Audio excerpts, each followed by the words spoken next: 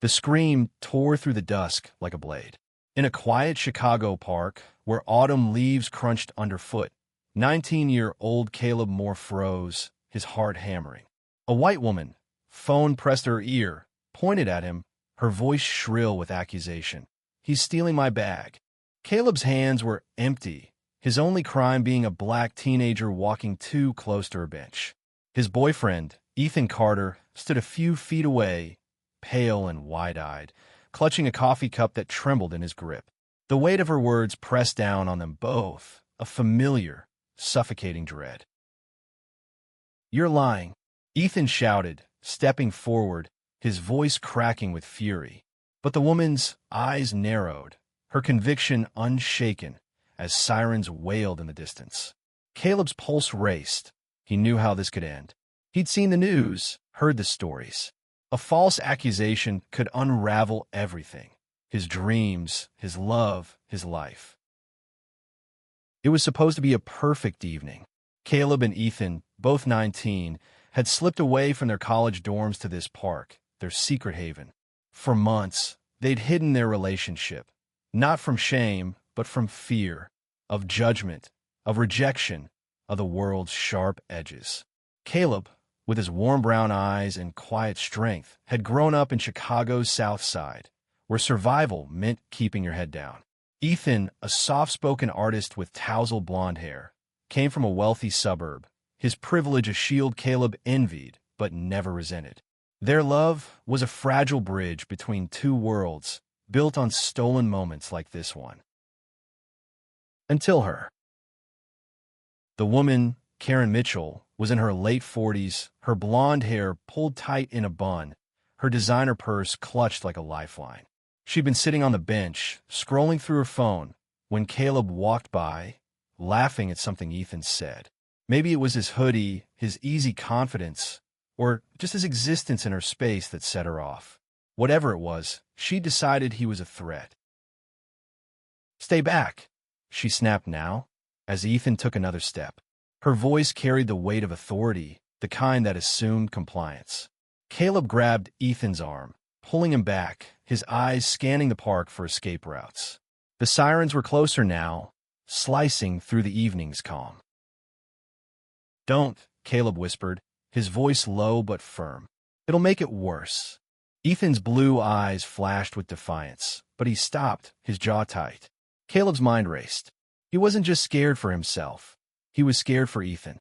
If this escalated, Ethan's impulsive need to protect him could pull them both into danger. The police car screeched to a stop at the park's edge, red and blue lights painting the trees. Two officers, both white, stepped out, hands resting on their holsters. Caleb's stomach churned. He'd been taught how to act in these moments. Hands visible, voice calm, no sudden moves. But Ethan hadn't grown up with those lessons, and his anger was a live wire. "Officers, he tried to steal my purse," Karen repeated, pointing at Caleb. Her voice was steady now, emboldened by their arrival. "That's not true," Ethan exploded, stepping between Caleb and the officers. "She's lying. We were just walking." One officer, a burly man with a buzz cut, raised a hand. "Step back, kid. Let's hear her out." Caleb's heart sank. He could see it unfolding. The assumption, the bias, the way the woman's word would outweigh theirs. He wanted to scream, to run, but he stood still, his hands raised slightly, palms open. "Ma'am, can you describe what happened?" the second officer asked, his tone neutral, but his eyes fixed on Caleb. Karen launched into her story, her voice rising with theatrical fear. "I was sitting here, minding my own business, when he came up, acting suspicious, reaching toward my bag. I felt threatened." Caleb's throat tightened. He hadn't even noticed her bag until she screamed. Ethan was shaking now, his fists clenched, but Caleb shot him a look. "Don't. Please." The first officer turned to Caleb. "You got ID, son?" Caleb nodded slowly, reaching for his wallet with exaggerated care. "Yes, sir. In my pocket." As he handed over his student ID, Ethan's voice cut through again. "This is ridiculous. He didn't do anything. She's making it up because he's black." The officers exchanged a glance, and Caleb's chest tightened. Ethan's words were true, but they were also dangerous. Calling out the truth could make things worse, much worse.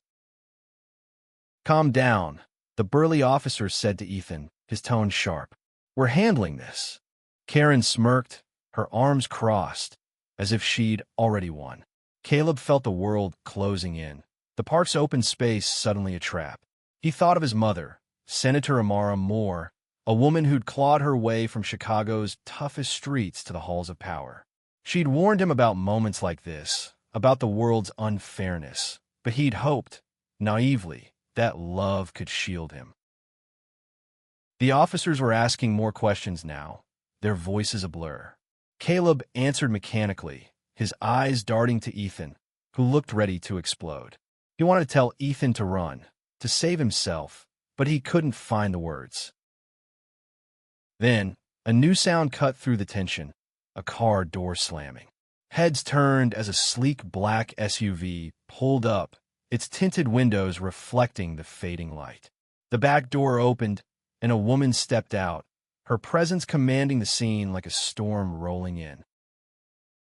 Senator Amara Moore was unmistakable. Tall, with sharp cheekbones and a tailor blazer, she moved with the grace of someone who knew her power. Her dark eyes swept over the scene, landing on Caleb, then Karen, then the officers. The air shifted, as if the world itself held its breath. Karen's face paled. She froze, her phone slipping slightly in her hand. "Officers," Amara said, her voice calm but cutting, "I'm Senator Moore. That's my son you're questioning." The burly officer blinked, his hand dropping from his holster. "Senator Moore?" "Yes," she said, stepping closer, her gaze locking onto Karen. "And I'd like to know why my son is being accused of something he didn't do." Caleb's heart pounded, relief mixing with fear. His mother was here, but this wasn't over. Not yet. The park seemed to shrink under Senator Amara Moore's gaze. Her presence was a force, radiating authority that made even the autumn leaves seem still. Karen Mitchell, who moments ago had been so sure of her accusations, now stood rigid, her confidence crumbling like dry clay. "Ma'am," the second officer stammered, his notepad forgotten in his hand. "We're just responding to a call about a possible theft." Amara's eyes didn't waver from Karen. "A call based on what evidence?" Her voice was velvet over steel, each word deliberate. "My son was walking with his friend. That's not a crime." Caleb felt Ethan's hand brush his, a fleeting gesture of reassurance, but he didn't dare move. The officers shifted uncomfortably, caught between protocol and the weight of Amara's title. Karen, however, found her voice again, though it trembled. I felt threatened," she said, clutching her purse tighter. "He was too close, acting suspicious. I had to protect myself." Ethan scoffed, unable to hold back. "Suspicious? He was laughing with me. You just saw a black kid and freaked out." "Enough," Amara said sharply, her tone silencing Ethan but not unkindly. She turned to the officers. "Have you searched my son? Found any stolen items?" The burly officer shook his head. "No, ma'am. We were just getting statements." "Then let me make this clear," Amara said, stepping closer to Karen, who flinched. "You've accused my son of a crime without evidence. That's not just a mistake. It's dangerous. Do you know what happens to young black men when people like you make assumptions?" Karen's mouth opened, then closed, her face flushing red. Caleb watched, his chest tight with a mix of pride and dread. His mother was a lioness, but he knew the cost of her protection. She'd spent her life fighting battles like this, first as a community organizer, then as a lawyer, now as a senator. Every victory came with scars. The officers exchanged another glance, clearly eager to de-escalate. "Ma'am," the second officer said to Karen, "if there's no evidence, we can't proceed. Are you sure about what you saw?" Karen hesitated, her eyes darting between Amara and the officers.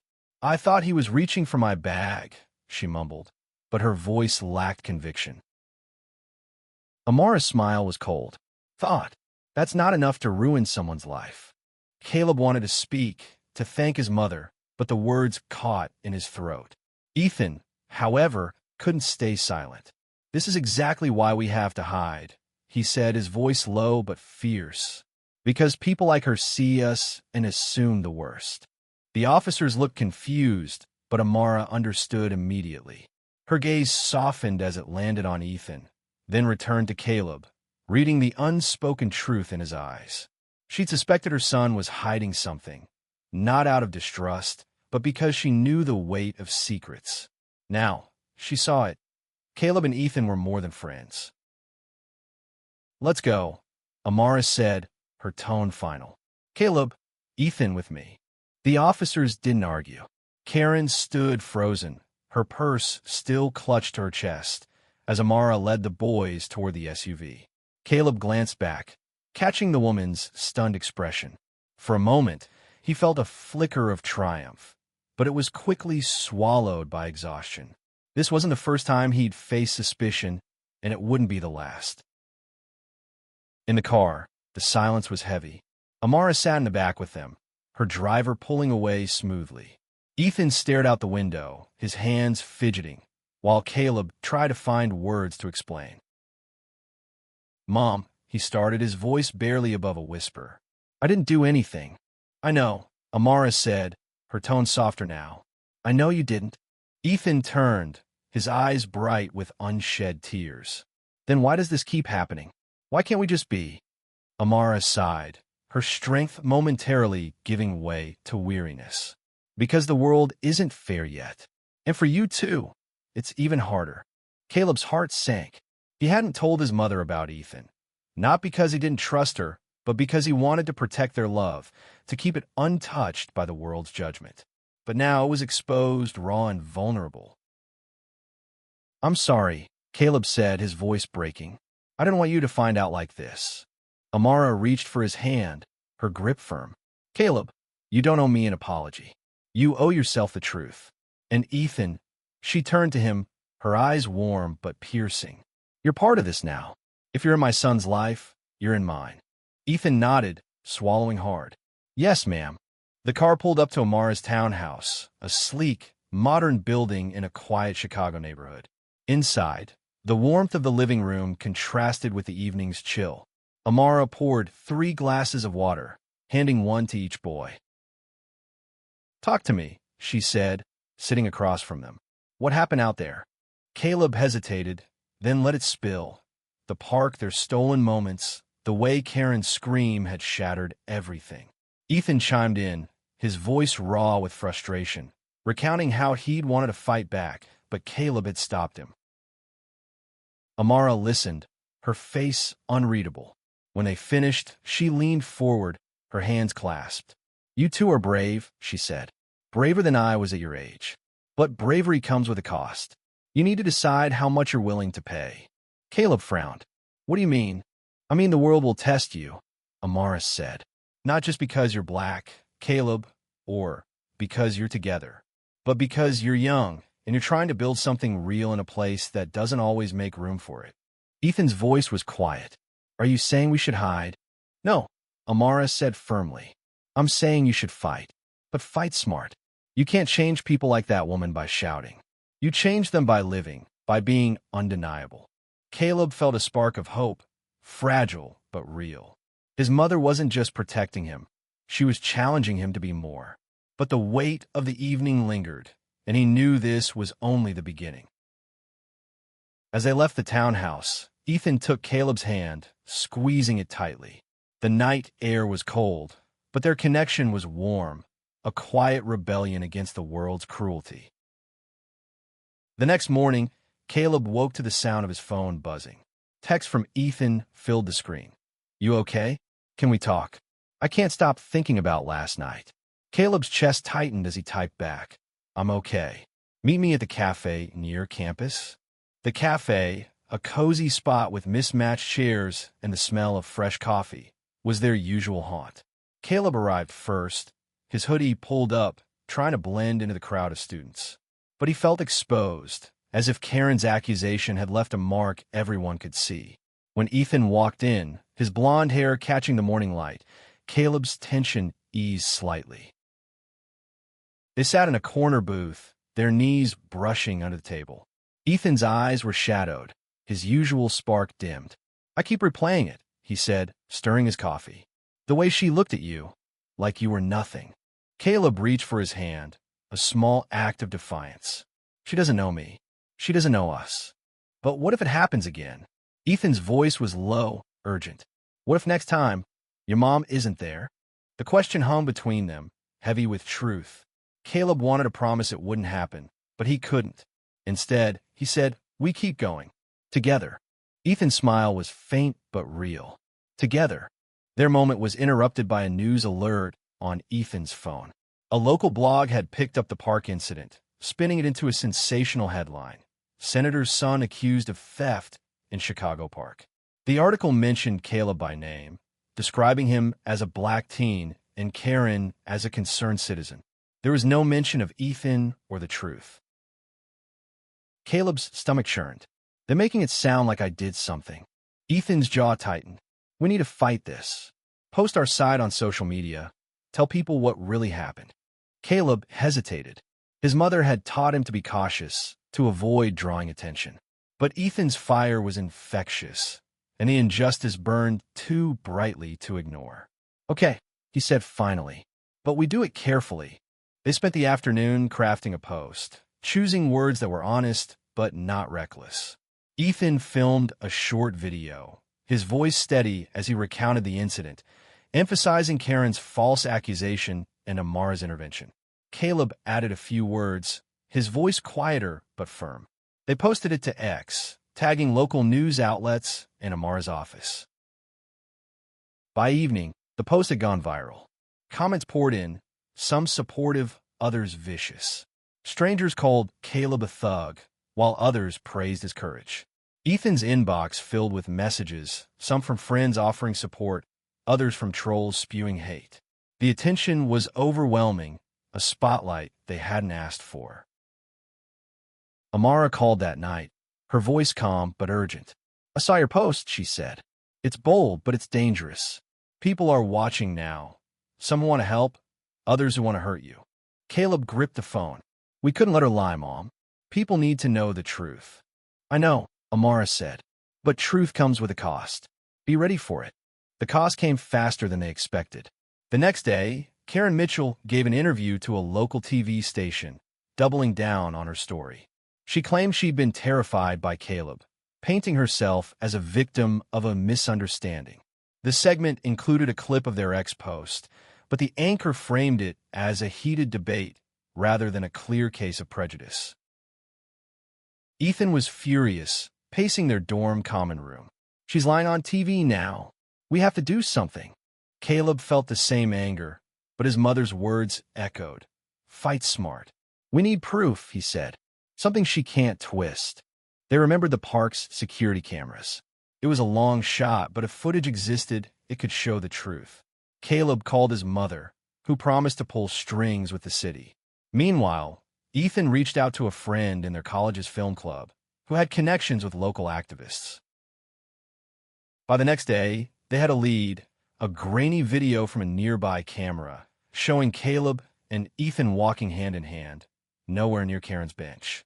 The footage wasn't perfect, but it was enough to contradict her story. Amara's team sent it to a trusted journalist, who published it with a scathing article about racial profiling. The tide began to turn. Karen's interview backfired, with viewers calling out her lies on social media. Activists rallied around Caleb and Ethan, organizing a small protest outside the TV station. But the victory was bittersweet. Caleb felt exposed, his private life now a public battleground.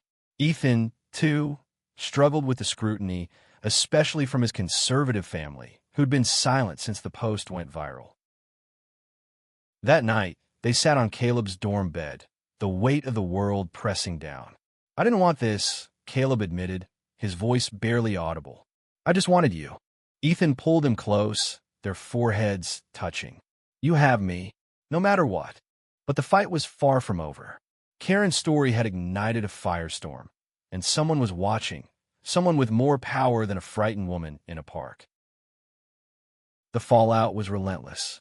By the end of the week, Caleb and Ethan's story had spread beyond Chicago, picked up by national outlets. Senator Amara Moore became a lightning rod, praised by some as a fierce advocate for justice, vilified by others as an opportunist exploiting her son's story. Caleb hated the spotlight, but Ethan thrived in it, his artist's heart channeling their pain into action. They joined a rally organized by local activists, standing shoulder to shoulder with others who'd faced similar injustices. Caleb spoke briefly, his voice shaking but clear. "I didn't ask for this fight, but I won't run from it." Ethan stood beside him, holding a sign that read, "Love is not a crime." The crowd cheered, but Caleb noticed the counter-protesters across the street, their signs dripping with hate. Back at the dorm, Ethan's phone buzzed with a message from his father. "Come home. We need to talk." Ethan's face paled. His parents, wealthy and conservative, had always been distant, but this felt like a summons. "Do you want me to come with you?" Caleb asked, his voice gentle. Ethan shook his head. "I need to face them alone." The visit went worse than Ethan expected. His father, a lawyer with a cold demeanor, called their relationship a phase and demanded Ethan stop this nonsense before it ruined his future. His mother was quieter, her silence heavy with disappointment. When Ethan mentioned Caleb, his father's face hardened. "That boy's trouble. His mother's using you for her agenda." Ethan left in tears, driving back to campus with his hands shaking on the wheel. When he told Caleb, the pain in his eyes was raw. "They don't see me," Ethan said. "They see headlines, not us." Caleb pulled him into a hug, his own heart aching. "They're wrong.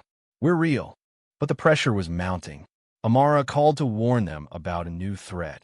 A conservative commentator had dug into Caleb's past, twisting minor teenage mistakes, a school fight, a missed curfew, into a narrative of delinquency. The commentator, James Hargrove, had a massive following and a vendetta against Amara's progressive policies. He painted Caleb as a thug and Ethan as a naive accomplice, framing their relationship as a scandal. Amara was furious but strategic. "We don't engage directly," she told Caleb. "Hargrove wants a reaction. We give him silence and keep pushing the truth."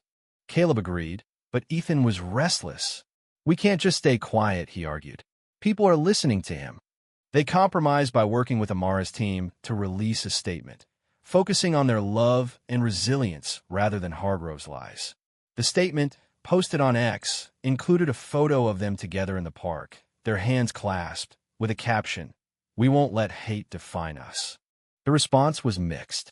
Supporters flooded the post with hearts and encouragement, but the hate was louder, uglier.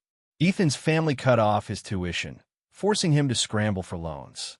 Caleb faced whispers on campus, students eyeing him with suspicion or pity. Their safe haven was shrinking, and the world felt like it was closing in. One night, unable to sleep, Caleb found Ethan sketching in the dorm lounge. The drawing was of them, standing under a tree, their faces soft with love. "This is how I see us," Ethan said, his voice quiet. "Not what they say." Caleb's throat tightened. "I'm scared we're losing this." Ethan set the sketch aside and took Caleb's face in his hands.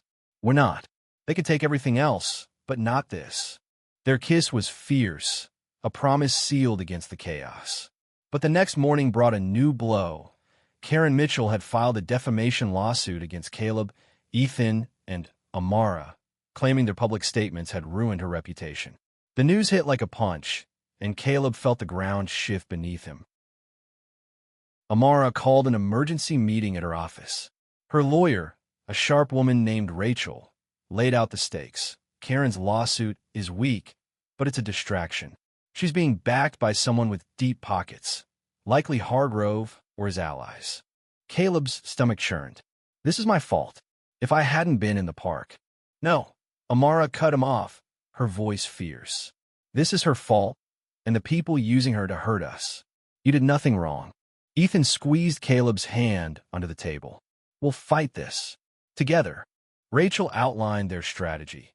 countersue for harassment, and lean on the park footage as evidence. But the legal battle would be costly emotionally and financially. Amara could handle it, but Caleb worried about Ethan, who was already stretched thin. As they left the office, Caleb noticed a man watching them from across the street, his phone raised as if taking photos. "Ethan," he whispered, nodding toward the stranger. Ethan's face hardened. "Hargrove's people. They're trying to intimidate us." Caleb's fear morphed into resolve. He wasn't just fighting for himself anymore. He was fighting for Ethan, for their love, for every kid who'd been targeted for existing. "Let them try," he said, his voice steady. "We're not backing down."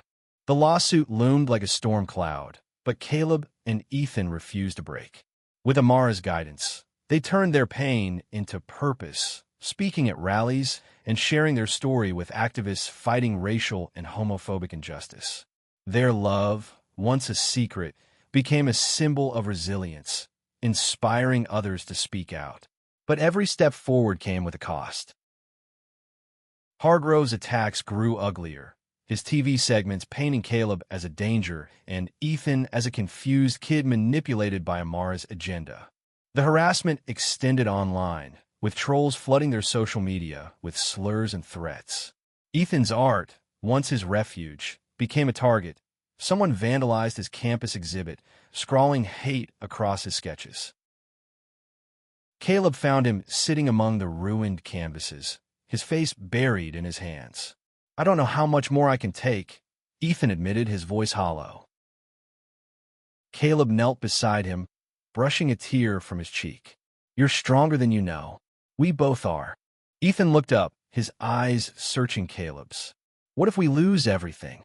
"We won't," Caleb said, his voice fierce. "Because we have each other." Their resolve was tested when Karen's lawsuit went to court. The courtroom was packed, cameras flashing as Amara, Caleb, and Ethan entered. Karen sat with her lawyer, her face composed but her hands fidgeting. The judge, a stern older woman, called for order, and Rachel presented their case. The park footage, witness statements, and Karen's inconsistent story. When Caleb took the stand, he spoke with quiet strength, recounting the fear of that night, the weight of being judged for his skin and his love. Ethan followed, his voice cracking as he described watching Caleb be accused, helpless to stop it. Amara's testimony was a masterclass in restraint, her words cutting through Karen's narrative like a blade. Karen's testimony unraveled under cross-examination. She admitted to misinterpreting Caleb's actions, her voice faltering as Rachel played the footage, showing him nowhere near her purse. The judge's expression grew colder with each lie exposed. The turning point came when a surprise witness took the stand, a park jogger who'd seen the incident and corroborated Caleb's story. The woman, a white college professor, spoke with calm conviction. He wasn't threatening anyone. He was just a kid in love, walking with his boyfriend. The courtroom buzzed, and Caleb felt Ethan's hand tighten around his. For the first time, he believed they might win. Not just the case, but the right to exist without fear. The judge dismissed Karen's lawsuit, citing lack of evidence, and awarded damages to Caleb and Ethan for harassment. Outside the courthouse, reporters swarmed, but Amara shielded the boys, her presence a fortress. "This isn't just about us," she told the crowd. "It's about every young person who's been targeted for who they are or who they love." The victory was bittersweet. Karen faded into obscurity, her reputation shattered, but Hargrove's platform grew, feeding off the controversy. Ethan's family remained distant, though his mother sent a tentative text. "I'm trying to understand." It was small, but it was hope. Caleb and Ethan moved forward, their love stronger for the fire it had endured. They graduated college, with Caleb pursuing law to fight for others like him, and Ethan opening a gallery showcasing art by marginalized voices.